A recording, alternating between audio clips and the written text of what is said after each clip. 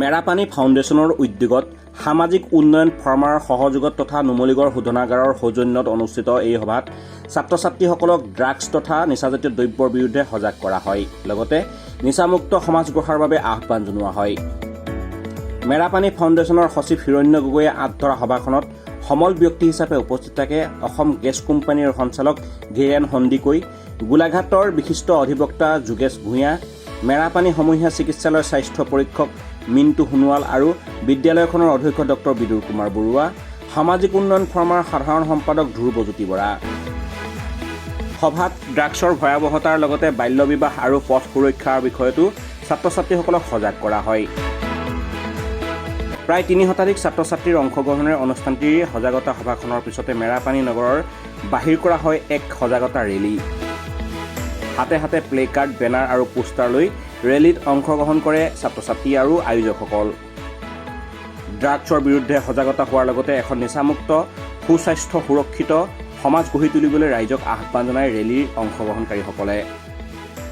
যুৱ প্ৰজন্মক নিচা কবলৰ পৰা আঁতৰাই ৰাখি সুস্থ আৰু সুন্দৰ ভৱিষ্যত গঢ়াৰ লক্ষ্যৰে অনুষ্ঠিত এই সজাগতা সভা কাৰ্যসূচীয়ে মেৰাপানীত এক ইতিবাচক বাৰ্তা কঢ়িয়াই আনিছে।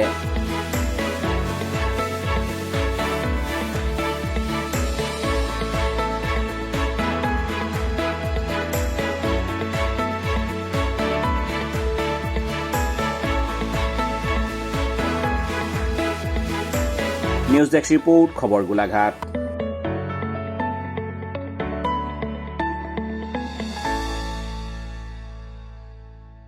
আমাৰ দৈয়াং ছিনিয়ৰ ছেকেণ্ডেৰী স্কুলত মৰঙী মেৰাপানী ফাউণ্ডেশ্যন আৰু ছ'চিয়েল ডেভেলপমেণ্ট ফৰামৰ সৌজন্যত এই নিচামুক্তি অভিযানৰ ভাৰত চৰকাৰৰ নিচামুক্তি অভিযানৰ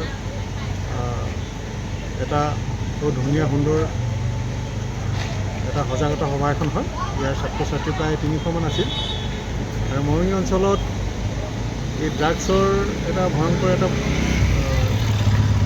অৱস্থালৈ গৈ আছে, যিটো আমি গম পাওঁ। ইয়াৰ বিশেষকৈ উঠি অহা প্ৰজন্মৰ মাজত ড্ৰাগছৰ বৰ এটা ভয়াৱহ এটা প্ৰচলন চলি আছে। তো তাৰ সজাগতা অনাটো বহুত প্ৰয়োজনীয় আৰু সেই সন্দৰ্ভত আজি যিখন ছাত্ৰ ছাত্ৰী যি আজি সহযোগ তেওঁলোকৰ যিটো আগ্ৰহেৰে আজি ভাগ লৈছে, সেইটো বৰ প্ৰশংসনীয়।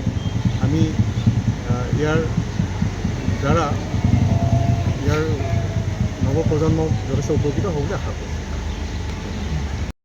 মেৰাপানী ফাউণ্ডেশ্যন সামাজিক উন্নয়ন ফৰামৰ উদ্যোগত তথা নুমলীগড় ৰিফাইনেৰীৰ সৌজন্যত ভাৰতবৰ্ষৰ নৱপ্ৰজন্মক নিচামুক্ত কৰাৰ সংকল্প ভাৰত চৰকাৰে গ্ৰহণ কৰিছে আৰু সেই আহ্বান মৰ্মে আজি আমাৰ গোলাঘাট জিলাৰ বিভিন্ন প্ৰান্তৰ লগতে মেৰাপানী অঞ্চলতো নিচামুক্ত ভাৰত গঢ়াৰ সংকল্পৰে আজি সজাগতা সভা আৰু ড্ৰাগছ বিৰোধী বা নিচাজাতীয় সামগ্ৰী বিৰোধী এটি ৰেলী এই মেৰাপানী অঞ্চলত আজি অনুষ্ঠিত কৰা হয়।